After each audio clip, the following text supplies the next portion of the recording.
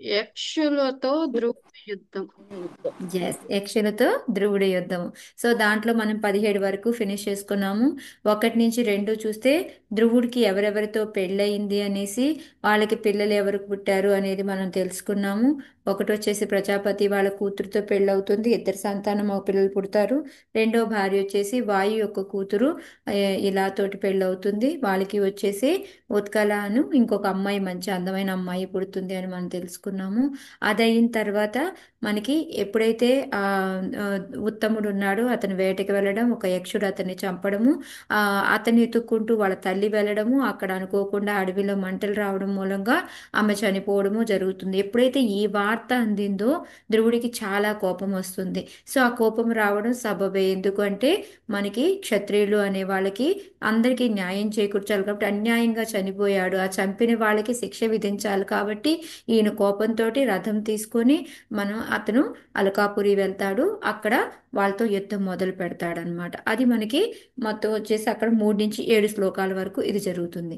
తర్వాత 8 నుంచి మనకి 12 శ్లోకాల వరకు కూడా వాళ్ళు ఏ విధంగా బాణాలు వేసుకున్నారు అని. సో ఫస్ట్ ఏంటి, ఈయన ఆ, శంఖం ఊదుతాడు. దాంతో వాళ్ళ భార్యలందరికీ కూడా చాలా భయం వేస్తుంది. ఆ తర్వాత వీళ్ళందరూ ఆయుధాలు తీసుకొని బయటకు వస్తారు. వాళ్ళు 1,30,000 మంది యక్షులు ఉంటారు. వాళ్ళందరూ బయటకు వచ్చేసి ధ్రువుడు వాళ్ళ మీద ఒకేసారి 3 బాణాలను వదలడం మొదలు పెడతాడు. ఆయన 3 బాణాలను వదలడం చూసి వెంటనే మేము వాళ్ళకి ఓడిపోతాము అని భయమేస్తుంది. అయినప్పటికీ కూడా క్షత్రియులు కాబట్టి యుద్ధం చేయాలి కాబట్టి చేస్తూ ముందేం చేస్తారు, ఆయన యొక్క శౌర్యాన్ని చూసి పొగుడుతారనమాట. ఆయన యొక్క అద్భుత కర్మల్ని పొగిడి ఆ తర్వాత యుద్ధం చేయడం మొదలు పెడతారు. అతను 3 వదిలితే వీళ్ళు 6 బాణాలు వదలడం మొదలు పెడతారు. సో ఈ 1,30,000 మంది ఇంటూ 6 అంటే 7,80,000 బాణాలు ఒకేసారి ధ్రువుడి మీద పడుతూ ఉన్నాయన్నమాట. సో అవి ఎలా ఉన్నాయి అంటే ఉపమానంలోకి వచ్చేటప్పటికి, సో బాణాలు వచ్చి ఆయన వచ్చి ధ్రువుడు వచ్చేసి పర్వతం అయితే బాణాలు ఏంటనుకున్నాము, వర్షం అనుకున్నాను. వర్షం. వర్షం. ఓకే, వర్షధారం అనమాట. సో దానివల్ల ఏం ప్రయోజనం అవుతుంది, వర్షం పడిన తర్వాత పర్వతం ఏ విధంగా అయితే మంచిగా శుభ్రత పడిపోతుంది, షైనింగ్ వస్తుంది, ఫేమస్ అయిపోతుంది, గ్రీన్ గ్రీన్ గా మొలకలు వస్తూ ఉంటాయి.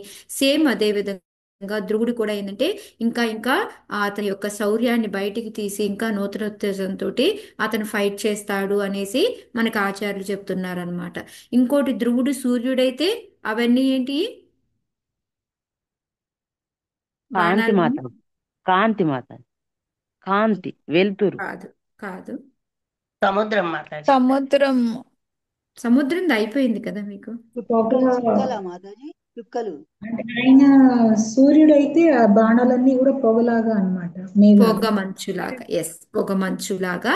లేదంటే ఒక ఏమంటారు మేఘంగా కప్పేస్తుంది కదా, ఆ టైపులో అవన్నీ కూడా కప్పబడి ఉన్నాయి. సో సూర్యుడు అనేవాడు ఎప్పుడూ కూడాను అలా అస్తమించినట్టు, ఇందాక మీరు చెప్పింది కరెక్ట్. అది ఎక్కడంటే ధ్రువుడు సూర్యుడిలాగా ఆయన ఎక్కడ అంటే వాళ్ళ ఏం, ఆ, యక్షుల యొక్క సముద్రంలో అస్తమించినట్టుగా ఉన్నాడు అని వాళ్ళు అనుకున్నారు. బట్ కానీ అసలు జరిగింది ఏంటి, సూర్యుడు పొగమంచులో నుంచి ఎప్పుడైతే సూర్యోదయం అవుతూ ఉంటుందో అలా బయటకు వచ్చేసినట్టు ఈ పొగమంచు అంతా కూరుకుపోతూ బయటికి అంటే చెల్లాచెదురైపోతూ ఉన్నట్టుగా సో మనకి సూర్యుడు బయటకు వస్తున్నట్టుగా రథంలో నుంచి ఆయన బయటకు వచ్చాడు అనమాట. సో ఈ ఉపమానాలన్నీ కూడా మనం విన్నాము.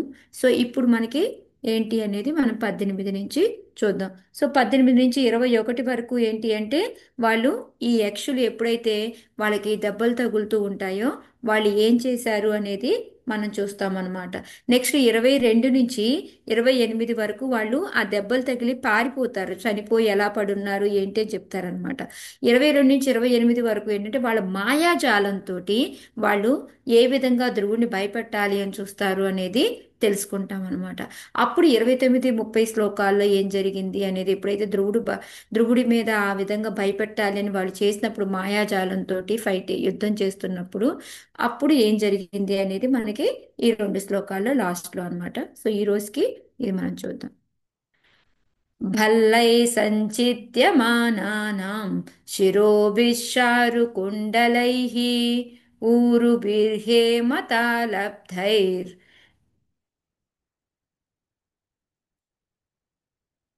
లబ్ధైర్ యా దిర్భర్బల దిర్భ दोर्भिर्वलयवल्गुभिः हारकेयूरमुकुटैः उष्णीषैश्च महाधनैः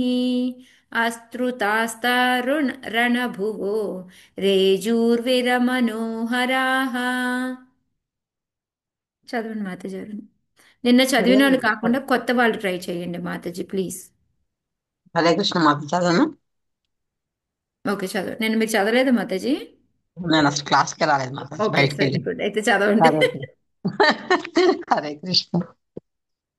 భల్లైః సచ్చిద్యమానానాం శిరోభిశ్చారు కుండలైః ఊరుభిర్హే మతాలాభైర్ధోర్భిర్వలయ వల్గుభిః హారకేయూరముకుటైరుష్ణీషైశ్చ మహాధనైః ఆస్తుతాస్తారణభువో రేజుర్వీరమనోహరాః. మైత్రేయుడు పలికెను, ఓ విదుర, ధ్రువుని బాణములచే తెగిపడిన శిరములు కర్ణకుండలములతోనూ తల పాగాలతోనూ చక్కగా అలంకృతమై ఉండెను. ఆ దేహముల ఊరువులు సువర్ణ తాళ వృక్షముల వలె శోభాయమానంగా నుండెను. వారి భుజములు బంగారు కంకణములతోనూ శిరములు సువర్ణమయ కిరీటములతోనూ ఒప్పారుచుండెను. రణరంగమున చెల్లా చెదురుగా పడి ఉన్న ఆ ఆభరణములు ఆకర్షణీయముగా నుండి వీరుని మనస్సును పరుచునవై ఉండెను. థ్యాంక్ యూ మాతాజీ. హరే హరే కృష్ణ. Krishna, thank you Mataji. ఈ సీన్ అంతా చూస్తూ ఉంటే మనకి ఏదైనా గుర్తొచ్చింది ఎవరికైనా?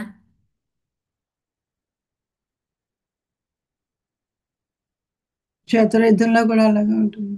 ఎక్కడ మాతాజీ? కురుక్షేత్ర యుద్ధం. కురుక్షేత్ర యుద్ధంలో. ఓకే, ఇంకా ప్రస్ఫుటంగా ఒక సీను వాళ్ళ చెల్లి కూడా చెప్తుంది, ఇవి తీసుకురమ్మని చెప్తుంది, తలపాగాలు వాళ్ళందరివి. ఉత్తర గోగ్రహణం మాతాజీ, ఉత్తర గోగ్రహణం. ఎగ్జాక్ట్లీ. ఎప్పుడైతే విరాట పర్వంలో వస్తుంది కదా మనకి, ఉత్తర తీసుకురమ్మని చెప్తుంది కదా వాళ్ళ అన్నకి, ఇవన్నీ తీసుకొనిరా నాకు, వాళ్ళవన్నీ ధరించినవన్నీ కూడా ముకుటాలకు పెట్టుంటాయి కదా, అవన్నీ తీసుకురా అని చెప్తే అవన్నీ తర్వాత తీసుకుంటాడు కదా. మనకి సినిమా చూస్తే ఆ సినిమాలో మంచి రేలంగి వచ్చేసి అలా అన్నగా చేస్తూ ఉంటాడు, చాలా ఫన్గా ఉంటుంది కదా. నాకు అదే గుర్తొచ్చింది. సో ఈరోజు సినిమానే చెప్తున్నాను కదా మీకు నేను. సో ఇక్కడ ఏంటంటే ధ్రువుడి కూడా అందరి ఎప్పుడైతే ఆ పొగ మంచును చీల్చుకొని వచ్చి వాళ్ళతో ఫైటింగ్ చేస్తాడో వాళ్ళందరూ కూడా చనిపోతారనమాట. సో ఆ ధ్రువుడి బాణాల దెబ్బకి ఏమైపోయారు అంటే ఆ శిరాలన్నీ తలలన్నీ కూడా తల తెగి అవతల పడ్డాయి అనమాట. కానీ ఆ తలలకేంటి కిరీటాలు ఉంటాయి కదా, అవన్నీ ఉన్నాయి. మళ్ళీ కాళ్ళకి చేతులకి కూడా అన్ని బంగారు ఆభరణాలు ఇవన్నీ కూడా ఉన్నాయి అనమాట. అంటే వాళ్ళు యుద్ధానికి వచ్చేప్పుడు మనం చూడండి, పని చేయడానికి వెళ్ళామనుకోండి, మనం నగలు గెగలు అన్నీ తీసేసి మనం పని చేస్తూ ఉంటాం కదా. ఇక్కడ అలా కాదు, యుద్ధానికి వెళ్తున్నా కూడా వాళ్ళు అన్ని ఆభరణాలతోనే వెళ్తారనమాట. సో అవన్నీ ఎక్కడ పడితే అక్కడ చెల్లా చెదురుగా పడి ఉన్నాయి కదా, అవంతా కూడా వీరుడికి ఎంతో మనోహరంగా ఉంది చూడడానికి, జిగేల్ జిగేల్ అనుకుంటూ అనమాట.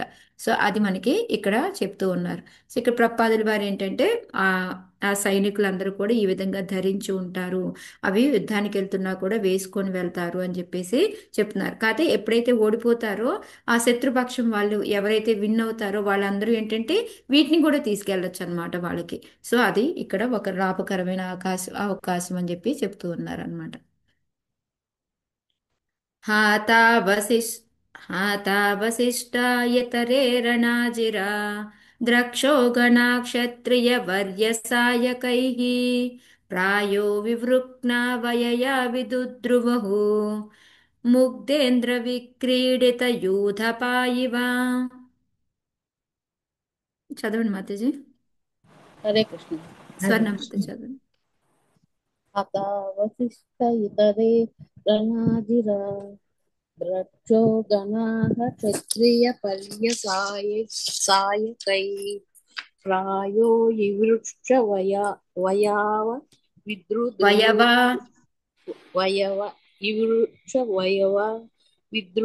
విదుద్రువుః మృగేంద్ర విక్రీడిత యుగాప ఇవ.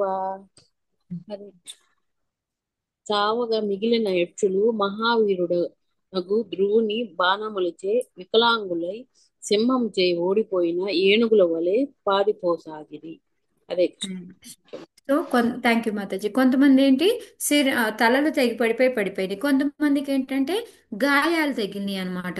సో అప్పుడు ఏమవుతుంది, వాళ్ళకి కాలు ఎరగడము, చెయ్యి ఎరగడము, ఏదో ఒకటి. అంటే వికలాంగులు అంటే అంతే కదా, మనకి ఏదో ఒకటి లోపం అనమాట.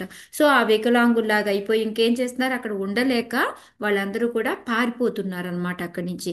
ఎట్లాగంటే సింహంచే ఓడిపోయిన ఏనుగు. ఏనుగు ఏంటంటే సింహంతో ఫైటింగ్ చేస్తుంది. తర్వాత కొద్దిసేపటికి ఏంటంటే ఇంక నేను ఇంక నెగ్గలేను అనుకున్నప్పుడు పారిపోతుంది కదా. సేమ్ అదే విధంగా వీళ్ళు కూడా ధ్రువుడితో ఇంకా మనం చెయ్యలేము ఫైటింగ్ అని బతికి ఉన్న వాళ్ళు ఏం చేస్తున్నారు, వికలాంగులై ఉన్నారు, వాళ్ళు ఇంకా పారిపోతూ ఉన్నారనమాట. అపశ్యమాన సతతాతయ సారీ అపశ్యమాన స తదాతతాయినం మహామృతే కంచన మానవోత్తమః పురీం దిదృక్షన్నపి నా విశద్విషాం నమాయినాం వేద చికీర్షితం జనః. హరే కృష్ణ. చదవండి యశోదమాత.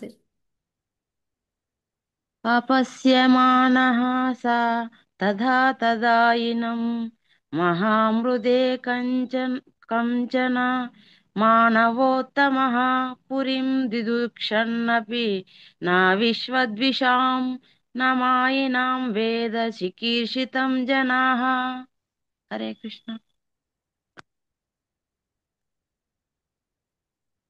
యుద్ధరంగమున తగిన శాస్త్రములను ధరించి నిలిచి శస్త్రాస్త్రములు మాతాజీ.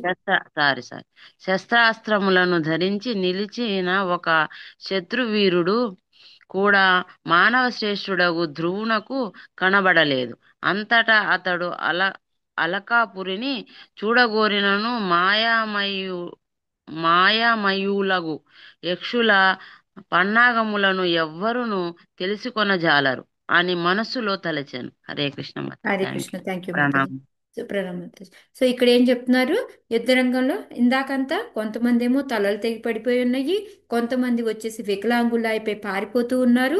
ఇంకా ఇంక ఇప్పుడు ధ్రువుడు ఎదురుగా ఏంటి అంటే ఎవ్వరూ లేరనమాట. ఒక్క మనిషి కూడా, అంటే శస్త్రాలు అన్ని ధరించి, అంటే వికలాంగుల్లాగా ఉన్నారనుకోండి. యుద్ధం టైంలో ఏంటి అంటే అలా ఆయుధం లేకపోయినా వాళ్ళ చేతుల్లో, లేకపోతే వాళ్ళకి ఏమైనా గాయాలు తగిలి ఉన్నా కూడా వాళ్ళతో ఫైటింగ్ చేయరు అనమాట. సో అందుకని ఇక్కడ ఏంటంటే ఆ శస్త్రాస్త్రాలు ధరించి ఒక్క వీరుడు కూడా వాళ్ళ ముందు నుంచోలేదన్నమాట. ధ్రువుడు ముందు ఎవ్వరూ కనపడలేదన్నమాట. సో అప్పుడు అనిపించింది ధ్రువుడికి, ఓకే ఇప్పుడు నేను గెలిచాను, వెళ్ళిపోయారు, సో ఇంకా నేను వెళ్ళి అలకాపురిని వెళ్ళి చూసొద్దామా ఎలా ఉందో ఏంటో కుబేరుడి రాజ్యము అని అనుకున్నారనమాట. అనుకొని మళ్ళీ ఏమనుకున్నాడు అంటే, అమ్మో ఏమి చెప్పలేము, ఎందుకు వచ్చింది, వీళ్ళు యక్షులు అనే వాళ్ళు ఏంటి ఎప్పుడు మాయాజాలంతో ఉంటారు వాళ్ళు. సో ఎప్పుడు ఏ విధంగా వచ్చి నా మీద అటాక్ చేస్తారో తెలీదు. నేను ఇప్పుడు అంతా చాలా ఏమంటారు కేర్లెస్గా, ఇంకేముంది నేను గెలిచాను కదా అనుకొని ముందుకెళ్ళిపోయాను అనుకో, అప్పుడు వీళ్ళు వచ్చి ఏదైనా అటాక్ చేస్తే అప్పుడు నేనేం చెయ్యాలి అని అతను వెళ్లకుండా మనసులో అనుకుంటున్నాడు అనమాట. నేను ఎప్పుడు కూడా అలర్ట్గా ఉండాలి అని చెప్పేసి. సో ఇక్కడ మనం మెయిన్గా నేర్చుకోవాల్సిన లెసన్ ఏంటి అంటే, మనము ఇప్పుడు బాగానే ఉంటుంది, ఎవ్రీథింగ్ సజావుగా సాగుతూ ఉంటుంది. మనం ఇప్పుడు చాంటింగ్ చేసుకుంటాము, ఉదయాన్నే 4 గంటలకు లేస్తున్నాము, మంగళారతి చేసుకుంటున్నాము, భగవద్గీత చదువుకుంటున్నాం, భాగవతం చదువుకుంటున్నాం, క్లాసెస్కి వస్తున్నాము, భలే స్మూత్గా వెళ్ళిపోతుంది మనదంతా కూడాను. అబ్బా నేను భక్తిలో భలే ముందుకెళ్తున్నాను అని అనుకుంటూ ఉండి, మనం ఎప్పుడైతే ఓవర్ కాన్ఫిడెంట్ అనేది అస్సలు ఉండకూడదు అనమాట మనలో. మనకి ఎప్పుడు ఏ రూపములో మాయాదేవి వచ్చి మనల్ని అటాక్ చేస్తుందో మనకి తెలియదు అనమాట. సో ఎప్పుడు జాగ్రత్తగా ఉండాలి మనం. అంతేకాని ఓకే అంటే మరి మాతాజీ మనం ఇంత బాగా చేస్తుంటే భగవంతుడు కాపాడ్డా మనల్ని అంటే, కాపాడుతాడు, విశ్వాసం ఉండాలి. బట్ కానీ ఏంటంటే ఇంక నేను ఏం చేసినా చెయ్యకపోయినా ఏం పర్వాలేదు నాకు అని మనకి అది అంటే ఓవర్ కాన్ఫిడెన్స్ అంటాం కదా, దాన్ని ఏమన్నా తెలుగులో ఓవర్ కాన్ఫిడెన్స్ని అతి అతి విశ్వాసం. విశ్వాసం. అతి విశ్వాసమేనా? ఓకే. అతి ఉత్సాహం కదా మాతాజీ. కాన్ఫిడెన్స్, నమ్మకం, విశ్వాసం, నమ్మకం. Yeah okay. అందుకే నాకు సరిగ్గా రాలే. ఓకే. సో అది ఉండకూడదు మనలో. ఎందుకంటే మనకి చూస్తున్నప్పుడు స్మూత్గా వెళ్తున్నట్టే ఉంటుంది. ఎప్పుడు ఎటు నుంచి మనల్ని మాయ అటాక్ చేస్తుంది అనేది మనం చెప్పలేమన్నమాట. సో ఎప్పుడు అలర్ట్గా ఉండాలి మనం. ఎప్పుడు ఏమొస్తుందో అనేసి మనం చాలా జాగ్రత్తగా ఉండాలి అనేది మనకి ఇక్కడ ధ్రువుడి నుంచి మనం నేర్చుకోవాల్సిన మెయిన్ లెసన్ అన్నమాట. ఇప్పుడు ఒక ఎగ్జాంపుల్ చెప్తాను చూడండి. ఇప్పుడు ఒక అబ్బాయి ఉన్నాడు, బాగా చదువుతూ ఉన్నాడు, వాడికి ఫస్ట్ ర్యాంక్ వచ్చింది, అన్ని సబ్జెక్టులో కూడా ఫస్ట్ ర్యాంక్ వచ్చింది. ఓకే, అన్నీ వచ్చినాయి కదా ఫస్ట్ ర్యాంకు అనేసి బిందాస్గా ఉన్నాడు అనుకోండి, ఏమవుతుంది? నెక్స్ట్ దాంట్లో మళ్ళీ అన్ని ఫస్ట్ వస్తాయని గ్యారంటీ ఉందా? సెకండ్ ర్యాంక్ థర్డ్ ర్యాంక్ పడిపోవడానికి గ్యారంటీ ఉందా? లేకపోతే ఫెయిల్ అవ్వడానికి గ్యారంటీ ఉందా? లేదు మాతాజీ. సో దానివల్ల ఏం చేయాలి? ఎప్పుడు కూడా అది చదువుతూ ఉండాలి. నేను చదివేశానులే, ఇంకేముందిలే, నాకు నాకు తప్ప ఎవడు కొట్టలేడులే అనేసి ఒక ఏమంటారు అతి విశ్వాసంతో అతి నమ్మకంతో ఉన్నాడు అనుకోండి, ఏమవుతుంది? బండి సున్నా అవుతుంది అనమాట. సో మాయ ఏ విధంగా వచ్చి అటాక్ చేస్తుందో, ఏం జరుగుతుందో మనకి తెలియదు. సో అందుకని ఏంటంటే మనం దీని నుంచి నేర్చుకోవాల్సింది ఏంటంటే, మనం ఎప్పుడు అలర్ట్గా ఉండాలి, జాగ్రత్తగా ఉండాలి అనేది మనం జాగ్ ఉండ చూ చెప్పుకోవాలన్నమాట. ఇది బ్రువన్ ఇది బ్రువం చిత్రరథ స్వసారిధం స్వసారిధిం యత్థ పరేషాం ప్రతియోగశంకితః శుశ్రావ శబ్దం జలధేరివేరితం నభస్వతో దిక్షు రజోన్వదృశ్యత. చదవండి హరే మాతాజీ. మాతాజీ హరే హరే పద్మాక్షి కృష్ణ. మాత చెప్తారా? ప్రణామం మాతాజీ. ఇందిరా మాత చదవండి, నెక్స్ట్ పద్మాక్షి మాతాజీ మీరు చదవండి. ఓకే. इति ब्रुवं चित्ररथस्वसारिधम् इति ब्रुवं चित्ररथस्वसारिधिं यत्तः परेषां प्रतियोगशङ्कितः शुश्राव शब्दं जलधेरवेरितं नभस्वतो दिक्षु रजोस्वदृश्यत. రజోన్వ మాతాజీ, రజోన్వ దృశ్యత. హరే కృష్ణ. మాయామయులకు తన శత్రువులను గూర్చి సంశయాస్పదుడగు ధ్రువుడు రథసారథితో సంభాషించినంతలో సముద్రమే అచ్చటనున్నట్లుగా భీకరమగు శబ్దము వినవచ్చెను. ఆకాశము నుండి ధూళితో నిండిన ప్రచండమగు వాయువు అన్ని దిక్కుల నుండి తమను ఆవరించుచున్నట్లుగా వారు కాంతిరి. హరే కృష్ణ. హరే ప్రణామాలు కృష్ణ. మాతాజీ. థ్యాంక్ యూ మాతాజీ. సో ఇక్కడ ఏమవుతుంది? నిజంగానే వాళ్ళందరూ వెళ్ళిపోయినట్టే వెళ్ళిపోయారు, బట్ కానీ అక్కడ ఎవ్వరూ లేరు ఎదురుగా. కానీ సడన్ గా ఏం జరుగుతుంది? ఇక్కడి నుంచి మనకి 22 నుంచి 27 వరకు కూడా ఏ విధంగా వాళ్ళు ధ్రువుడి మీద అటాక్ చేస్తున్నారు అనేది మనం చూస్తామన్నమాట. సో ఈ ఎవరైతే ఈ యక్షులు ఉన్నారో వాళ్ళకి మాయా శక్తులు అనేవి చాలా ఉంటాయి. సో వాళ్ళు ఎప్పుడైతే అసలు మామూలుగానే డౌట్గా ఉన్నాడు ధ్రువుడు, ఎప్పుడైనా ఏదైనా చెయ్యొచ్చు అని అలర్ట్గానే ఉన్నాడు. అలానే ఆ రథసారితో మాట్లాడుతూ ఉండగానే ఎక్కడంటే మనకి సముద్రం దగ్గరలో ఉందనుకోండి, ఇల్లు ఎలా ఉంటుంది? ఒక రకమైన ఘోష సౌండ్ వినిపిస్తూ ఉంటుంది చూడండి, అలలు అవి సౌండ్ మనకి ఇంట్లో కూడా వస్తూ ఉంటాయి లైట్గా అన్నమాట. సో ఆ విధంగా ఇది పక్కనే ఉన్నట్టు జోరుగా ఆ సౌండ్ వినిపిస్తూ ఉందన్నమాట. ఇంకా ఏంటి, ఆకాశం నుంచి ఏంటంటే మొత్తం ఒకేసారి దుమ్ము ధూళి అంతా కూడాను అన్ని వైపుల నుంచి ఒకేసారి, అంటే సుడిగా లాగనమాట, వాళ్ళ ముందు మొత్తం ఇలా కప్పేసినట్టుగా, ఇంకా ఎదురుగా ఏమవుతుంది అనేది కనపడినంతగా ఒక మేఘం లాగా వాళ్ళకి కప్పబడి ఉందన్నమాట వాళ్ళ చుట్టూతాను. సో ఇంకా ఏమేం చేస్తున్నారు అనేది చూద్దాం మనం.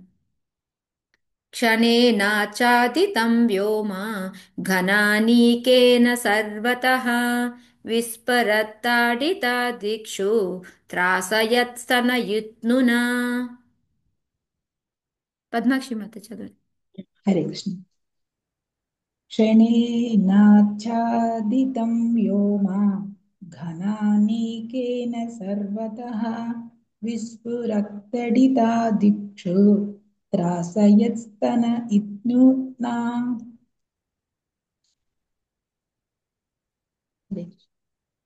క్షణములో ఆకాశమంతయు దట్టమగు మేఘములతో నిండి తీవ్రమగు మేఘగర్జనము వినవచ్చెను. మెరుపులు మెరిచు వర్షము కురియసాగెను. హరే కృష్ణ.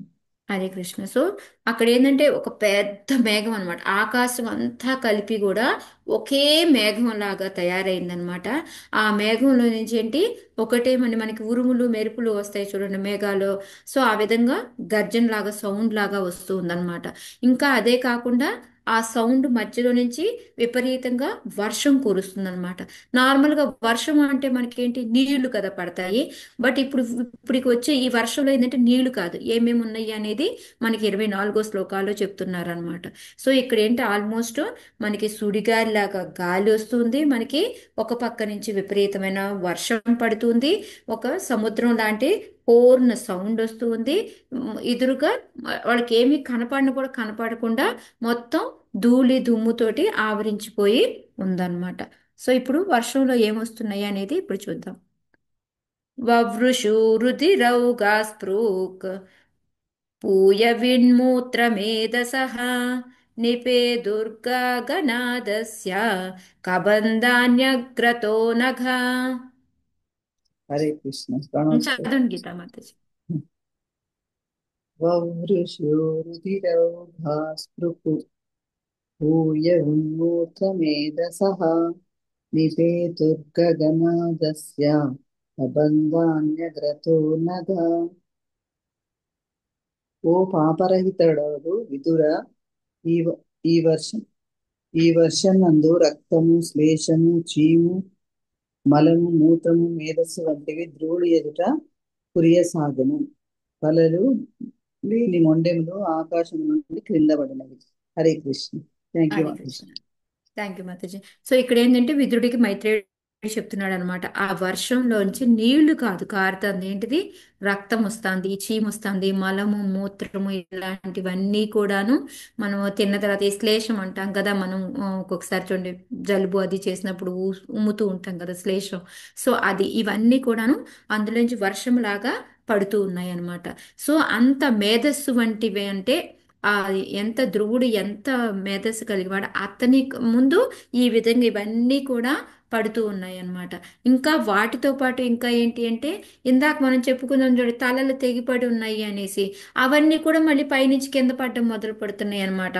ఆకాశంలో నుంచి ఓన్లీ తలలు ఒక్కటే, శరీరాలు లేకుండా తల లేని మొండెములు, ఓకే సారీ, మొండాలు కిందకి పడతా ఉన్నాయి అన్నమాట. ఓకే. సో ఈ విధంగా వర్షంలాగా ఇవన్నీ కూడా పడుతూ ఉన్నాయి. సో ఇంకా ఇప్పుడు ఏంటంటే ఇవి పర్వతాల్లాగా ఉండి రాళ్ళు రప్పలు కూడా పడుతూ ఉంటాయి. అది మనకి 25వ శ్లోకంలో వస్తుందన్నమాట. తత కే దృశ్యత గిరిః తత కే దృశ్యత గిరిః నిపేతుః సర్వతో దిశం గదా పరిగణిస్త్రింశం ఉసలాసాశ్మ వర్షిణ్యః. హరే కృష్ణ మాతాజీ. ఏమంటారా మాతాజీ మరి? ఇంకెవరు లేరా? 35 మంది ఏమో ఉన్నారు. ఎవరు మాట్లాడలేదు, 30 మంది ఉన్నారు మరి, అందుకే నేను ఆలోచిస్తాను. ఓకే, నో ప్రాబ్లం, చదవండి మాతాజీ. తతః కే దృశ్యత గిరిః నిపేతుః సర్వతో దిశం గదా పరిగణిస్త్రింశ ముసలాసాస్మ వర్షిణః. పెద్ద పర్వతం ఒకటి ఆకాశం నందు గోచరించాను, అన్ని వైపుల నుండి రాళ్ల వర్షం కురిసినది. దానితో పాటు బల్లెములు, గదలు, ఖడ్గములు, ముసలములు, పెద్ద రాళ్ళు వచ్చి పడినవి. హరే కృష్ణ. Thank you. హరే కృష్ణ. ఈ స్టేజ్ లో మనల్ని ఊహించుకుంటే ఎలా ఉంటుంది మాతాజీ? వర్షం మామూలుగానే వర్షము ఉరుములు మెరుపులు ఉంటే ఒక ఈదురు గాలి వస్తేనే మనకి ఎలా ఉంటుంది? ఇంట్లో బయటికి వెళ్ళాం, తలుపులు వేసుకుని ఉంటాం ఇంట్లో. తలుపులు వేసుకొని లోపల ఉంటాం. ఇంకా ఇక్కడ వర్షం కాదు, అక్కడేమో దుమ్మి ధూళి ప్లస్ ఏమో చీము నెత్తురు శ్లేషము మలము మూత్రము పడిపోతున్నాయి. ఇంకో పక్క నుంచి ఇంకా సౌండ్, విపరీతమైన సౌండ్లు, మళ్ళీ ఇటు పక్క నుంచి ఒక పక్క నుంచి మళ్ళీ రాళ్ళు రప్పలు కురుస్తున్నాయి. దాంతోపాటు ఆయుధాలు కూడా పడుతున్నాయంట, ఏవైతే కత్తులు గదలు అన్నీ కూడా పడుతూ ఉన్నాయంట రాళ్లతో పాటు. ఇవి కూడా అంటే ఒక పక్క ఒక రకమైన వర్షం, ఇంకో పక్క ఇంకో రాళ్ల వర్షం పడుతుంది. సో ఇన్ని రకాలుగా జరుగుతూ ఉంటే ఎలా ఉంటుంది ధ్రువుడి కండిషన్ అనేది మనము తెలుసుకోవచ్చు అనమాట. అహయోషని నిశ్వాస వమంతోగ్నిం నృపాక్షిభిः అభ్యధావన్ గజామత్తాః సింహవ్యాఘ్రాశ్చ యూధశః. ఆయన మొత్తం అన్నిటినీ వాడేశారు అన్నమాట వీళ్ళు. ఎప్పటి వరకు వర్షము ఇవే అయినాయి, ఇంకా జంతువులు కూడా వస్తున్నాయి చూడండి ఇప్పుడు. నేను హరే చదవనా? కృష్ణ మాతాజీ. రేవతి గోపి మాత చదవండి. హరే కృష్ణ. వస్తే అందరు ఒక్కసారి వస్తారంటే ఎవరు మాట్లాడరు. అవును. ఓకే. అహయోషన్ నిశ్వాస వనంతో అగ్నిం వృషాక్షిభిః వమంతో మాతాజీ. వబంతో అగ్నిం వృషాక్షిభిః అప్యధావన్ గజామత్తాః సింహవ్యాఘ్రాశ్చ యూధశః. మత్త గజములు, సింహములు, పులుల గుంపులతో పాటుగా క్రోధనయనములు కలిగిన పెద్ద పెద్ద సర్పములు నిప్పులు కక్కుచు తనను మింగవచ్చుటను కూడా దేవుడు కాంచెను. థ్యాంక్ యూ అమ్మా. హరే కృష్ణ. థ్యాంక్ యూ మాతాజీ. సో ఇంకా ఇందాకంతా పర్వతము రాళ్ళు అయిపోయింది, వర్షం అయిపోయింది, గాలి అయిపోయింది, ఇంకా ఇప్పుడు ఏంది, జంతువులు కూడా వస్తున్నాయి అన్నమాట. మనకి మామూలుగా గజాలు అయితే అంత భయం ఉండకపోవచ్చు, కానీ మత్త గజాలు అంటే మాతాజీ ఎప్పుడు చెప్తూ ఉంటారు. అవి మత్తెక్కిన గజాలు ఎలా ఉంటాయి, ఎట్లా అయితే మనకి వైష్ణవపురాధం కింద చెప్తూ ఉంటారు చూడండి. ఆ ఏనుగు గనక ఒక్కసారి మంచి పండిన పొలంలో పడినా కూడా ఏమవుతుంది, ఒక్క నిమిషంలో మొత్తాన్ని నాశనం చేసుకోగలదు అనమాట. అట్లాంటి మత్త గజాలు అనమాట అవి వస్తూ ఉన్నాయి. సింహాలు, పులులు, మనం విడిగానే సింహం పులి చూస్తే భయము. సో అలాంటివన్నీ కూడా ఒకటొకటి కాదు, గుంపులు గుంపులుగా మొత్తం అన్నీ కూడా వస్తూ ఉన్నాయి. వాటితో పాటు చాలా కోపంతో, మనం నిన్న కూడా చెప్పుకున్నాము, ధ్రువుడికి ఎలా అంటే ఒక కాలి మీద ధ్రువుడు కాదు, యక్షులు, వాళ్ళకి ఏంటంటే సర్పం మీద కనుక మనం కాలేస్తే ఏ విధంగా బుస కొడుతూ ఉంటుందో ఆ విధంగా వాళ్ళందరూ కూడా బయటకు వచ్చి ధ్రువుడి మీద యుద్ధం చేయడానికి వచ్చారు కదా.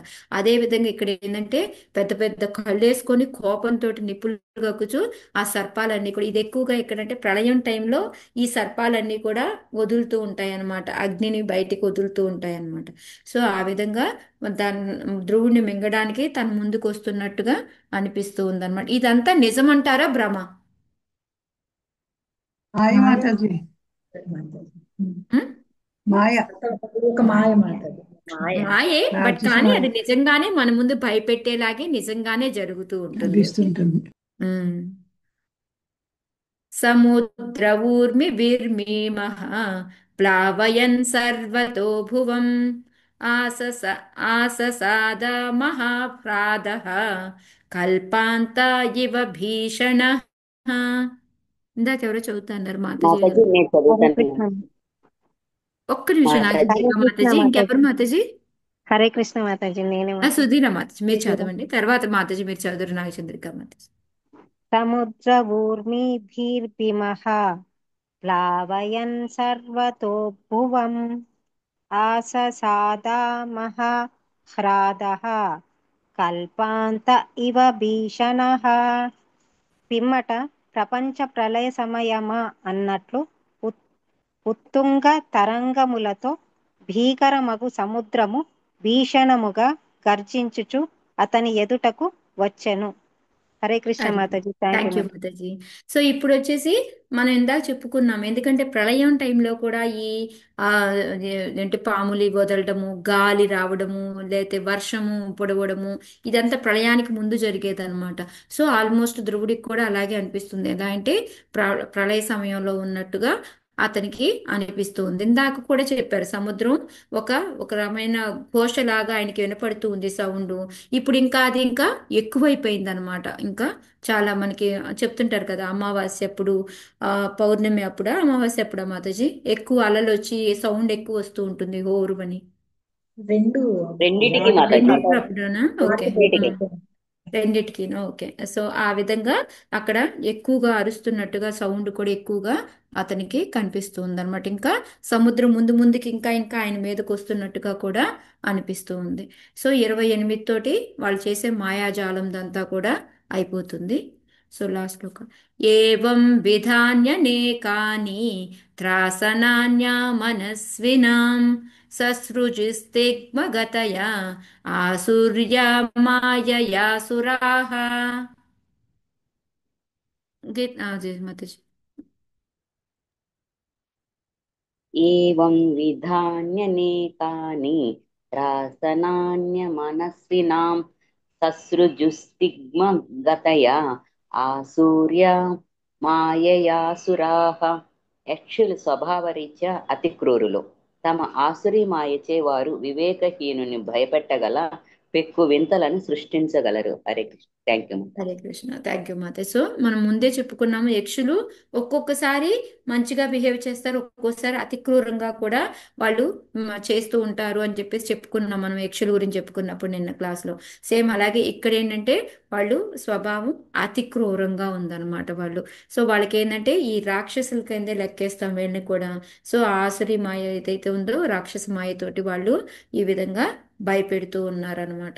సో ఇలాగా కొంచెం అంటే ఈ మాయాజాలంతో ఇది చేసే యుద్ధం చూసే ఉంటే రామాయణంలో ఎవరు చేస్తారు ఈ విధంగా ఫైటింగ్?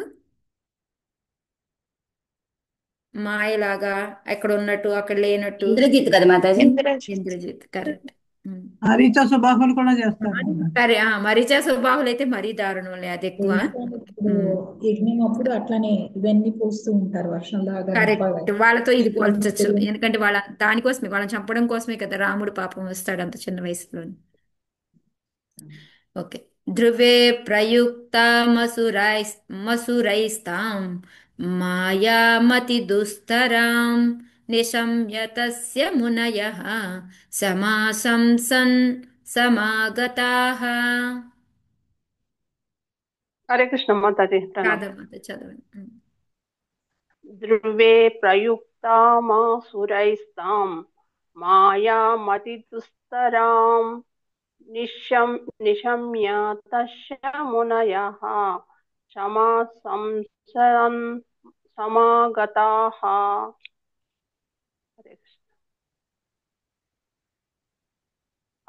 అసురి మాయ ధ్రువుని ఆవరించినదని వినిన మునులు అతనిని మంగళమును చేకూర్చుటకై వెంటనే అచటకు సమకూడిరి. హరే కృష్ణ. హరే కృష్ణ. Thank you Mataji.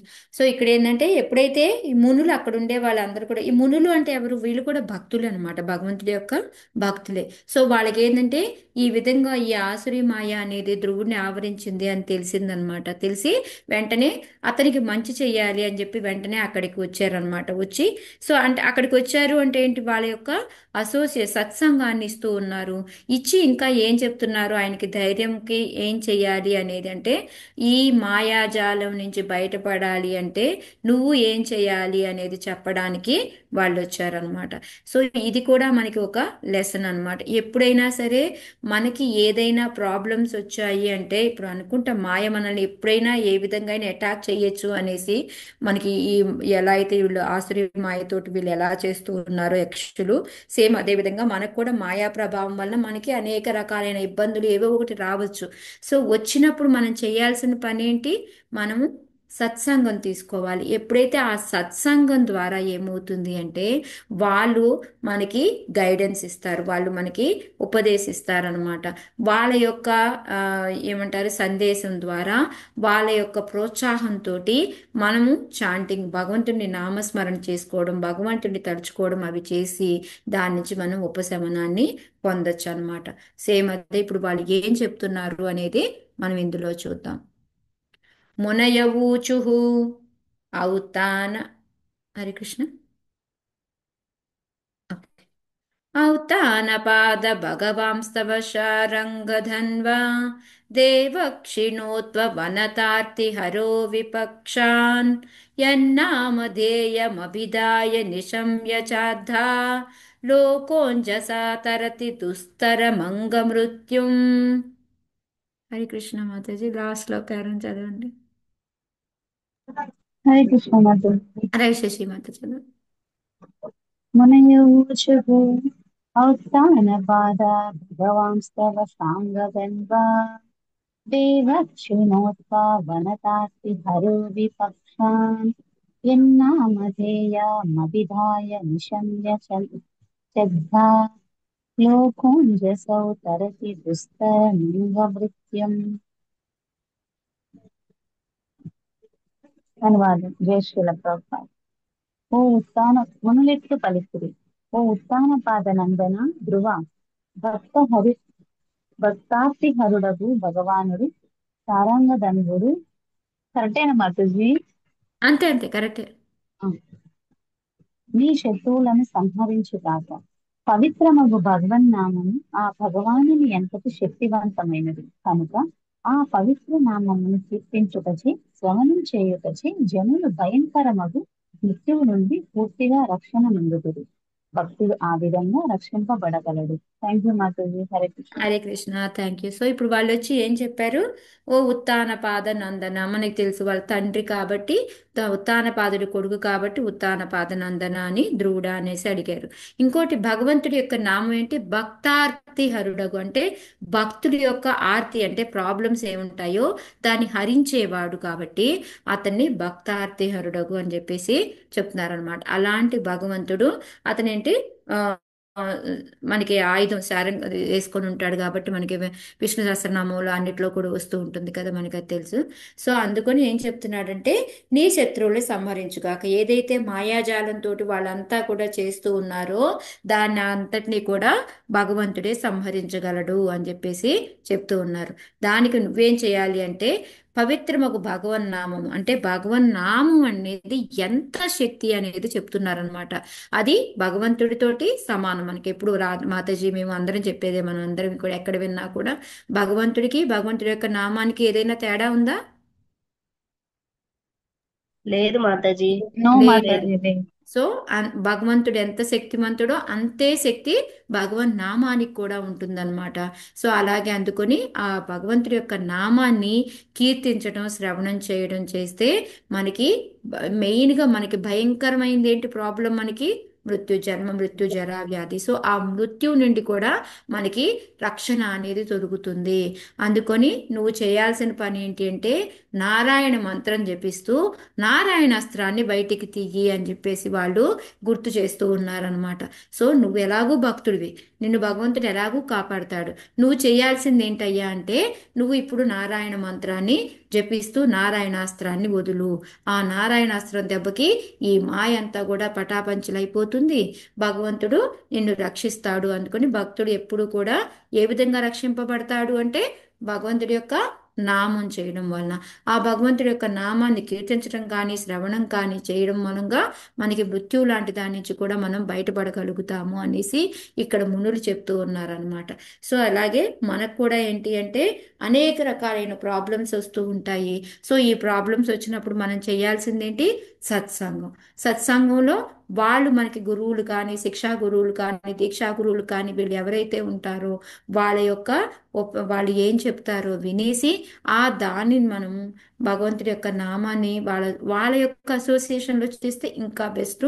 అది కుదరకపోయినా అట్లీస్ట్ భగవంతుడి యొక్క నామాన్ని జపించి చేస్తూ ఉంటే మనం ఎలాంటి పెద్ద పెద్దవే బయటపడినప్పుడు మృత్యువు లాంటివే చిన్న చిన్న సమస్యలు ఇంక చెప్పాలా మనం దాన్ని నుంచి ఈజీగా బయటపడగలుగుతాం అనమాట. సో అందుకనే మనకి ఈ సత్సంగం యొక్క ఎగ్జాంపుల్కి రావాలి అంటే ప్రభుపాదుల వరకు కూడా సేమ్ అదే, ధ్రువుని ఉత్సాహపరచడానికి వాళ్ళు వచ్చారు. హరే కృష్ణ మహామంత్రం యొక్క గొప్పతనం ఏంటి అనేది ఇక్కడ చెప్తున్నారనమాట. సో హరే కృష్ణ మహామంత్రం నుంచి మనం ఈ జన్మవృత్తి వలయాల నుంచి, ఈ భౌతిక ప్రపంచం నుంచి కూడా మనం బయటపడచ్చు అని చెప్పేసి చెప్తూ ఉన్నారనమాట. అయితే ఇక్కడతోటి ఈ చాప్టర్ అయిపోయింది. మనకి ఈ సాధు సంఘ గురించి మనకి చాలాసార్లు బోల్డ్ అనే శ్లోకాలు ఉన్నాయి మనకి.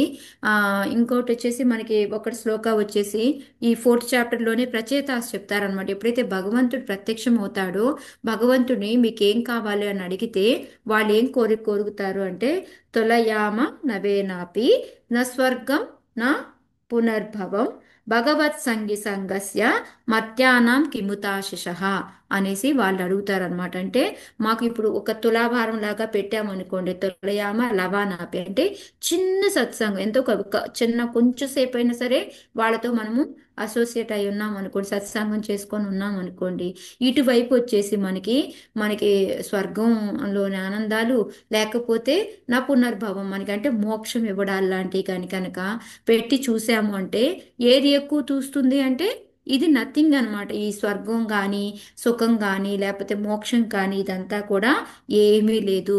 భగవత్ సంగస్య ఇదే చాలా మధ్యాహ్నం కిముతాశ మనల్ని అన్నిటి నుంచి కూడా అది బయటపడేయగలుగుతుంది. ఇది చాలా గొప్పది అని చెప్పేసి చెప్తూ ఉన్నారు అనమాట.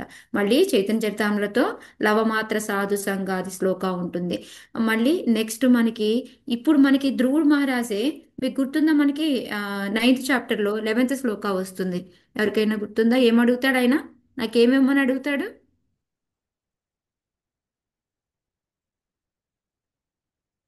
ఏమడిగాడు దేవుణ్ణి? హరే ఆయన కృష్ణ. భక్తిని కోరుకుంటారు మాతాజీ. అసోసియేషన్ భక్తులు భక్తులతోటి సమర్పించండి. భక్తులతోటి భగవంతుడి యొక్క కథలని వినేలాగా చర్చించుకునేలాగా నాకు అది ఇవ్వు అని చెప్పి చెప్తాడు. అప్పుడు మనం చెప్పుకున్నాం కదా, అది శ్లోక స్టార్టింగ్ ఏంటిది? ఒక్క నిమిషం మాతాజీ, నాకు కూడా ఎగ్జాక్ట్ గా వర్డ్స్ గుర్తు రావట్లేదు. ఇదా మాతాజీ 9:11 భక్తి ముహు యా దిస్ మాతాజీ 11 మాతాజీ 490. భక్తి ముహు. భక్తి ముహు ప్రవహతాం త్వయి మే ప్రసంగో భూయాత్ అనంత మహతాం అమలాశయానం. అదనమాట. ఆ 2 లైన్సే అతను అడిగేది. దానివల్ల లాభం ఏంటి అనేది తర్వాత చెప్తారు. మృషే భవద్గుణ కథామృత పానమత్తాహ. నేను దాంట్లో లీనమైపోయి ఉండాలి అని చెప్పేసి చెప్తున్నాడు అనమాట. సో అతను అడిగేదే మెయిన్, నాకు భక్తుల యొక్క సత్సంగాన్ని ఇవ్వు, వాళ్ళతో ఉండి నేను భగవంతుడి యొక్క నేనామృతం చేసేలాగా నాకు అని చెప్పి అని అడుగుతాడు అనమాట. దానివల్ల ఏమవుతుంది అంటే నాకు ఎటువంటి అటాచ్మెంట్ ఉండదు. ఈ బంధువుల మీద, ఇళ్ళు పిల్లలు ఇవన్నిటి మీద నాకు ఆసక్తి అనేది తగ్గిపోయి దాంతో నేను ఈజీగా ఈ సముద్రాన్ని దాటగలుగుతాను చాలా సునాయాసంగా అని చెప్పి చెప్తారనమాట. సో ఈ విధంగా మనకి ఎన్నో చోట్ల మనకి సత్సంగం గురించి సాధు సంఘం గురించి మనకి శ్లోకాలు ఉన్నాయి. సో ఇక్కడ కూడా మనకేంటంటే ఎప్పుడూ కూడా ఆల్వేస్ మనం కూడా ఎప్పుడూ సత్సంగంలోని సాధుసంగంలో ఉండాలి. వాళ్ళతో ఉండి వాళ్ళతో చాంటింగ్ చేసుకోవడం, కీర్తన స్మరణం ఇవన్నీ చేసుకుంటే బెస్ట్ అనేది మనకి తెలుస్తుంది అనమాట. ఓకే, హరే కృష్ణ. ఈ చాప్టర్ అయిపోయింది. సో రివిజన్ చేసుకుందాము. జస్ట్ ఒక 10 నిమిషాల్లో రివిజన్ చేసేసి క్లోజ్ చేస్తాను. ఓకే, హరే కృష్ణ. సో ఇప్పుడు ఈ చాప్టర్లో వచ్చేసి మనకి మొత్తం 30 శ్లోకాలు ఉన్నాయి. దీంట్లో వచ్చేసి 1-2 శ్లోకాల్లో ధ్రువుడు చక్కగా పరిపాలించడము, అందరూ చాలా ఆనందంగా ఉంటారు ఆయన పరిపాలన చూసుకుంటూ. ఈ తర్వాత ఆయనకి పెళ్ళవుతుంది, పిల్లలు పుడతారు. ఇవి మనం చూసామన్నమాట. ఆ తర్వాత మనకి 3-7 శ్లోకాల వరకు కూడా చూసాము. అంటే ఒకరోజు ఉత్తముడు ఏంటి అంటే అరణ్యానికి వెళ్తాడు. వెళ్ళినప్పుడు వేటాడడానికి వెళ్ళినప్పుడు ఒక యక్షుడు అధర్మబద్ధంగా చంపుతాడనమాట. చంపితే ఆ వార్త తెలిసి అతన్ని ఎత్తుక్కుంటూ వాళ్ళ తల్లి వెళ్తుంది. ఆ తల్లి కూడా ఆ అడవిలో మంటలో చనిపోతుంది అనమాట. సో ఇప్పుడు మనం ఇక్కడ ఒకటి ఏంటి అంటే మనం తెలుసుకోవాల్సిన విషయము, ఎందుకు మరి ఇప్పుడు మనం ఇప్పుడే అసోసియేషన్ గురించి చెప్పుకున్నాము. ఆ తర్వాత మరి ధ్రువుడు లాంటి అతనితోటి ఇంత అసోసియేషన్లో ఉన్నారు కదా, మరి అయినా సరే వాళ్ళకి ఎందుకంటారు అలాంటి చావు వచ్చింది? వాళ్ళ ఎందుకంటారు? మనస్తత్వం మంచిది కాదు. మారిపోయారు కదా మాతాజీ. ఆల్రెడీ ఎప్పుడైతే ధ్రువుడు తిరిగి వెనక్కి వచ్చాడో దండం పెట్టినప్పుడు ఆమె ఏం దీవించింది? చిరంజీవ అని చెప్పి దీవించింది కదా. సో అక్కడి నుంచి ఆయన యొక్క సత్సంగంలో ఉండి ఆయనతో ఉండడం మూలంగా ఆమె అన్నీ మర్చిపోయింది.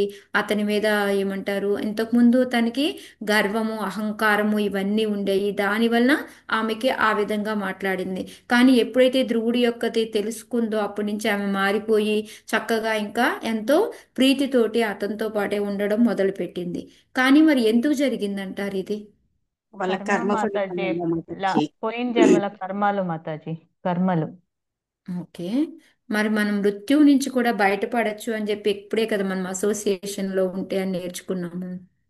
అంటే అది ఇప్పటికీ కదా Mataji, it will carry on for the next జన్మ. బట్ వచ్చే లాస్ట్ వాళ్ళు ఏం చేసింటారో అది మనం మీన్స్ అలా ఉంటుంది. బట్ ఇప్పుడు వాళ్ళు మారినందుకు అది నెక్స్ట్ వచ్చే జన్మకి ఆ ఫలితం అనేది ఇదవుతుందని ఐ అండర్స్టాండ్ లైక్ దట్. చాలా మటుకు కరెక్ట్ మాతాజీ. సో ఇక్కడ ఏంటి అంటే వాళ్ళకి ఆ విధంగా చనిపోతారు అనేది. ఎందుకంటే ఆచార్యులు మనకేం చెప్పారు, వైష్ణవ అపరాధం అనేది సహించలేనిది అని చెప్పారు. సో అది నువ్వు ఆల్రెడీ చేశావు, తర్వాత మారావు, అది ఓకే. కాకపోతే ఏంటంటే ఆ ఆచార్యులు చెప్పిన పదం అనేది తప్పు కాదు. సో అందువలన వాళ్ళకి ఆ శిక్ష అనేది చనిపోవడం అనేది జరిగింది. కానీ వాళ్ళ డెస్టినేషన్ ఏంటి అనేది మనకు తెలియదు. సో వాళ్ళకి భగవంతుడు ఎంతో కరుణామయుడు అండ్ భక్తుల యొక్క సత్సంగంలో ఉన్నారు కాబట్టి వాళ్ళకి డెస్టినేషన్ ఏమై ఉంటుంది అంటే మంచి డెస్టినేషన్ ఉండుంటుంది. అది ఎక్కడికి వెళ్ళారు అనేది మనకి ఇచ్చారా? ఇవ్వలేదు కదా. సో అది ఏంటి అంటే దీని వలన వాళ్ళకి ఆ ముగింపు అనేది, వాళ్ళు ఎక్కడికి వెళ్ళారు అనేది మంచి ప్లేస్కి. ఎందుకంటే కృష్ణాని చూస్తూ చనిపోతేనే ఎంతో ఉండే వాళ్ళకు కూడా మోక్షం వచ్చింది, వాళ్ళకి ఈ ముక్తి వచ్చింది ఆ ముక్తి వచ్చింది అని చెప్తున్నారు కదా. సో ఇప్పుడు వీళ్ళకి ఏంటి అంటే ఒక మంచి గమ్యానికి చేరుంటారు అనేసి మనకి ఆచార్యులు చెప్తున్నారు అనమాట. సో ఎందుకు వీళ్ళకి శిక్ష వచ్చింది అంటే ఆచార్యులు చెప్పింది తప్పు కాదు, వైష్ణవ అపరాధం అనేది అతి పెద్దది, సో దానికి శిక్ష అనేది తప్పదు అని తెలియచెప్పడానికి, అలానే అసోసియేషన్ తెలియడానికి వీళ్ళకి ఒక గమ్యం అనేది, మంచి గమ్యాన్ని చేరారు అనేది మనం ఇక్కడ తెలుసుకుంటున్నాం అనమాట.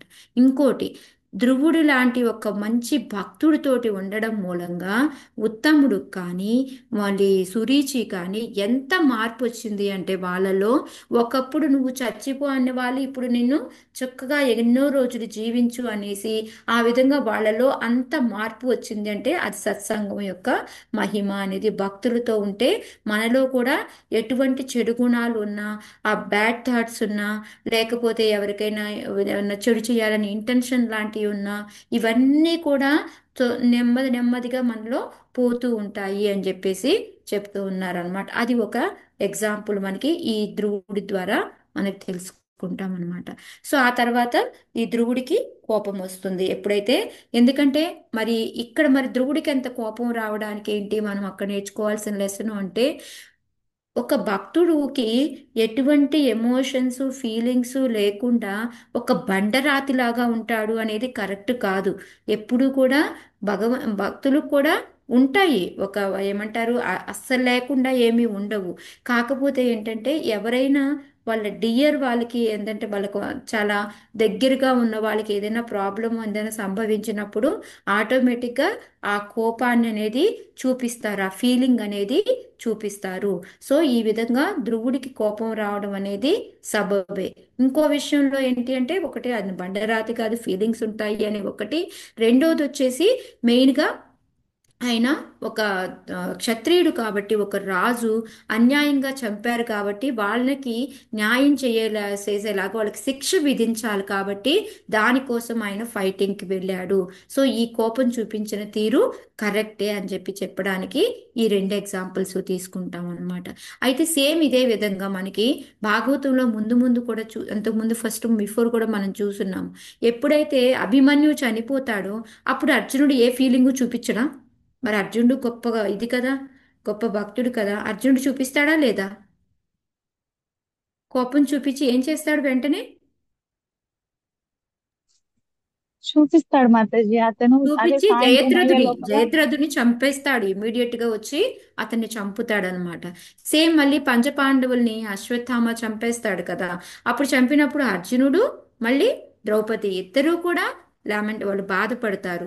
మళ్ళీ ఏంటంటే అర్జునుడు వెంటనే కోపంతో ఏం చేస్తాడు? యుద్ధం చేయడానికి అశ్వత్థామ మీదకి వెళ్తాడా లేదా? సో వీటన్నిటిని బట్టి చూస్తే ధ్రువుడు చేసింది కరెక్టా కాదా? కరెక్ట్ అన్నమాట. సో ఈ విధంగా ఏంటి అంటే మనకి అతను చూపించిన కోపం అనేది, అందుకని కోపాన్ని మనం ఎప్పుడు ఏ విధంగా ఎలా చూపించాలి అనేది నేను మనం తెలుసుకున్నట్టు, అది ఎప్పుడైనా వైష్ణవుల్ని ఎవరైనా ఏదైనా కించపరిచినట్టు మాట్లాడుతూ ఉన్నా, ఏ విధంగా చేస్తూ ఉన్నప్పుడు మనం గట్టిగా అరిచి చెప్పడంలో తప్పు లేదు, మన కోపాన్ని చూపించడంలో అనేది మనం నిన్న నేర్చుకున్నాం అనమాట. సో అక్కడ ధ్రువుడు కోపంతో రథం తీసుకొని అలకాపురికి వెళ్తాడు. వెళ్ళిన వెంటనే శంఖాన్ని ఊతాడు. ఆ శంఖాన్ని సౌండ్ విన్నంటనే వాళ్ళ యొక్క హృదయాలు భయపడతాయి. అందులో యక్షుల భార్యలందరూ కూడా చాలా భయపడతారు. ఆ భయం వాళ్ళ కళ్ళల్లో కనపడుతూ ఉంటుంది. ఆ తర్వాత వీళ్ళంతా ఏం చేస్తారు అంటే ఈ 1,30,000 మంది ఎవరైతే యక్షులు ఉన్నారో వాళ్ళందరూ కూడా గుహలోంచి ఆయుధాలు తీసుకొని ఏ ఏ ఆయుధాలను పట్టుకొని వచ్చారు అనేది కూడా మనకి చెప్తారనమాట. ఆయుధాలతోటి వాళ్ళు బయటకు వస్తారు. బయటకు వచ్చిన వెంటనే ధ్రువుడు ఏం చేస్తాడు, ఫస్ట్ 3 బాణాలు వదులుతాడు అనమాట ఒక్కొక్కరి మీద. ఒకేసారి 3 బాణాలు వదులుతూ ఉంటే ఆయన యొక్క శౌర్యాన్ని చూసి వాళ్ళు ఫస్ట్ మాకు పతనం అనేది తప్పదు అని తెలుసుకొని ఆ తర్వాత ఆయన యొక్క అద్భుత కర్మల్ని ప్రశంసించి మళ్ళీ అదే ఉద్వేగంతో, ఎందుకంటే క్షత్రియులు అనేవాళ్ళు ఓడిపోతామని తెలిసినా కూడా, ఎందుకంటే అందరూ భగవద్గీతలో ఫస్ట్ అడిగే క్వశ్చన్ ఏంటో తెలుసా, ధృతరాష్ట్రుడికి ఎంత తెలిసిన తర్వాత వాళ్ళని యుద్ధం చెయ్యొద్దు అని ఆపచ్చు కదా, ఎందుకు యుద్ధం చేయనిచ్చాడు అనేసి అందరూ అడిగే క్వశ్చన్ అనమాట. సో దానికి ఆన్సర్ ఏంటి అంటే, క్షత్రియులు అనేవాళ్ళు ఓడిపోతామని తెలిసినా సరే అక్కడి నుంచి పారిపోరు, వాళ్ళ యుద్ధాన్ని చేస్తారు. ఎందుకంటే వాళ్ళకి ఆ యుద్ధంలో మరణించిన వీరమరణం అనేది తప్పదు కాబట్టి వాళ్ళు యుద్ధం చేస్తారనమాట. సో ఆ విధంగా అక్కడ వాళ్ళు కూడా అంతే ఇంకా ఇదిగా 6 బాణాలు వదలడం మొదలు పెడతారు. సో 1,30,000 మంది ఇంటూ 6 బాణాలు 7,80,000 మంది బాణాలు ఒకేసారి ఆయన మీదకి వస్తూ ఉంటాయి. సో వాటికి ఉపమానాలు కింద పర్వతం మీద ఒకటేమని కుండపోతగా వర్షం నిరంతరంగా పడుతూ ఉంటే ఎలా ఉంటుంది అనే విధంగా పడుతూ ఉంది. సో ఎప్పుడైతే పర్వతం మీద అది పడుతుందో అది ఇంకా శుభ్రత పెరుగుతుంది, దానికి ఇంకా అట్రాక్షన్ ఇంకా షైనింగ్ వస్తుంది. చక్కగా ఇంకా మొలకలు గ్రీనరీగా కనిపిస్తూ ఉంటుంది, మనకి చూడడానికి ఇంకా ఆహ్లాదకరంగా ఉంటుంది అనమాట. అదేవిధంగా ధ్రువుడి మీద కూడా ఎన్ని పడినప్పటికీ కూడా ఆయన ఇంకా ఉత్తేజంతో ఇంకా ఫైటింగ్ చేయడానికి ఇంకా ముందుకొస్తాడు అని చెప్పి శౌర్యాన్ని ఇంకా పెంచుకొని వస్తాడు అనేసి మనకి అది చెప్తూ ఉన్నారు అనమాట. ఆ తర్వాత వచ్చేసి ఈయన ధ్రువుడు సూర్యుడైతే గనక ఆ సూర్యుడి మీద ఎలాగా కప్పబడి పొగ మంచుతోటి ఏ విధంగా అయితే కప్పబడి ఉంటుందో అదే విధంగా అక్కడ ఆయుధాలన్నిటి కూడా కప్పబడి ఉన్నాయి అని చెప్పేసి. పోతే సూర్యుడు ఏంటి అంటే ఎప్పుడైతే సూర్యుడు అస్తమించాడు అంటే లేడు అని మీనింగ్ కాదు, మళ్ళీ ఎప్పుడైతే ఉదయిస్తాడో ఉదయించినప్పుడు అంతే దీంతో వస్తాడు సూర్యుడు అని చెప్పేసి చెప్పుకున్నాం కదా. సో అదే విధంగా ఆ ఆయుధాలు మొత్తం బాణాల మధ్యలో నుంచి రథాన్ని చీల్చుకొని ధ్రువుడు బయటకు వస్తాడు. బయటకు వచ్చేసి వాళ్ళతో యుద్ధం చేస్తాడు. యుద్ధం చేసిన తర్వాత ఇవాళ చూసాం మనం, వాళ్ళందరి తలలు తెగిపడి ఉండడము, ఆ తలలకి కిరీటాలు ఉండడము, ఆయుధాలు ఈ మొండాలకి వీటన్నిటికీ కూడా మనకి కంఠాభరణాలు ఇవన్నీ కూడా ఇవన్నీ ఉన్నాయి. సో అవి శత్రుపక్షం వాళ్ళకి లాభదాయకం అవుతుంది. ఎందుకంటే వెళ్ళేటప్పుడు అదంతా కూడా ఆ స్వర్ణం ఆభరణాలన్నీ కూడా వీళ్ళకే వస్తాయి కాబట్టి ఆ విధంగా మనకి ఏమేం పడి ఉన్నాయి ఎలా ఉన్నారు అనేది చెప్పారనమాట. ఆ తర్వాత ఏం జరిగింది, వీళ్ళందరూ కూడా కొంతమంది తలలు తెగిపడి ఉన్నాయి, కొంతమంది వికలాంగులు అయిపోయి ఉన్నారు. ఆ వికలాంగులైన వాళ్ళు పారిపోతూ ఉన్నారు. దానికి ఉపమానం ఏం చెప్పారు, సింహంతో ఆ ఓడిపోయిన ఏనుగు ఎలా అయితే పారిపోతుందో ఆ విధంగా వీళ్ళందరూ పారిపోవడం మొదలు పెట్టారు. సో ఆయన ఎదురుగా ఒక్క మనిషి కూడా లేడనమాట, ధ్రువుడు ఎదురుగా ఒక్క మనిషి కూడా లేకుండా వెళ్ళిపోయారనమాట. సో అది చూసిన వెంటనే ఓకే నేను గెలిచాను అనేసి ధ్రువుడు అనుకున్నా కూడాను, కానీ ఏం చేశాడు, అమ్మో నేను అరకాపురి చూడటానికి వెళ్తే వీళ్ళు మాయా, వాళ్ళు ఎప్పుడు ఏం చేస్తారో తెలియదు అనేసి ఎంతో అలర్ట్గా ఉన్నాడనమాట. సో దానికి వచ్చేసి మనకేంటంటే మనం కూడా భక్తులు అంతా కూడా సాఫీగా జరుగుతుంది చాలా బాగుంది అనేసి మనం అంధవిశ్వాసంతో అలాగా ఎలా పడితే అలా ఉండకూడదు. ఎప్పుడూ కూడా చాలా జాగ్రత్తగా అలర్ట్గా ఉండాలి అనేది మనం ఒక లెసన్ తెలుసుకున్నాం అనమాట. సో దీనికి రిలేటెడ్గా యాక్చువల్గా ఒక శ్లోక ఉంటుంది 5th చాప్టర్లో 5th క్యాంటోలో 18th చాప్టర్ 4th శ్లోక అనమాట. దాంట్లో కూడా ఏంటంటే శ్లోక నెంబర్ చెప్తున్నాను, నోట్ చేసుకోండి. 5th canto 18th chapter 4th శ్లోక అనమాట. దాంట్లో ఏంటంటే వీళ్ళు జంబూ ద్వీపాలో వీళ్ళందరూ కూడా పూజిస్తూ ఉంటారనమాట దేవుడిని. సో వాళ్ళు కూడా ఏం చెప్తూ ఉంటారంటే వదం విశ్వ అనేసి శ్లోక వస్తుంది. ఏంటంటే ఎంతో అంటే స్కాలర్స్ అన్నమాట, ఎంతో ప్రతిభ ఉన్న వాళ్ళు వేదాల్లో వీటన్నిటిలో కూడా మిగతా వాళ్ళకి నేర్పే లాంటి వాళ్ళు, ఇలాంటి వాళ్ళు ఎన్నో రకాల వాళ్ళు ఉంటారు. వీళ్ళందరికీ కూడా ఏంటి అంటే మాయ అనేది ఎప్పుడు ఏ విధంగా వచ్చి అటాక్ చేస్తుంది అనేది తెలియదు అనమాట. ఎవరి దగ్గర తెలుగు బుక్ ఉంటే కనుక కొంచెం తీయండి Mataji, 5th canto 18th chapter 4th శ్లోక. ఓకే, సో అయిపోయే లోపల తర్వాత చదివి మీనింగ్ చెప్తారు. ఓకే, సో అక్కడ ఈ శ్లోక ఎందుకు అంటే అలాంటి వాళ్ళకే మాయ ఎప్పుడు వచ్చి అటాక్ చేస్తుందో తెలియదు. అంటే మనం ఒక చిన్న నార్మల్ సాధనలో ఉండేవాళ్ళం, ఒక సాధనే కాదు, ఒక యుద్ధమే కాదు, ఒక భక్తే కాదు, దేనిలో అయినా సరే మనం ఎప్పుడు కూడా అలర్ట్గా ఉండాలి అనే లెసన్ మనకి దీని నుంచి నేర్చుకుంటాం అనమాట.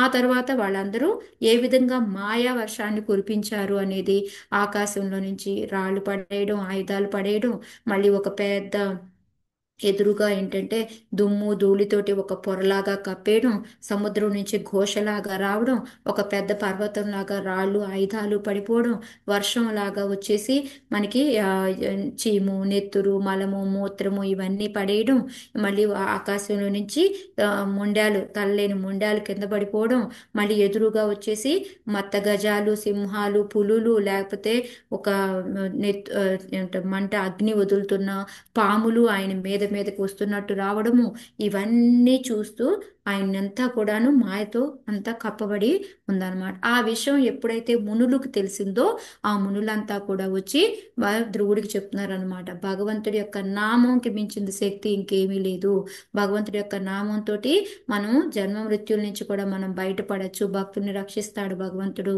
ఆయన భక్తార్థి అతను అని చెప్పి భగవంతుడి యొక్క నామం నారాయణ మంత్రం చెప్పిస్తూ నారాయణ అస్త్రం తీయి అని చెప్పేసి చెప్తున్నారు. సో దీన్ని బట్టి ఏంటి అంటే మనకు కూడా లైఫ్లో అనేకమైన ఏ ఒక ప్రాబ్లమ్స్ వస్తూనే ఉంటాయి.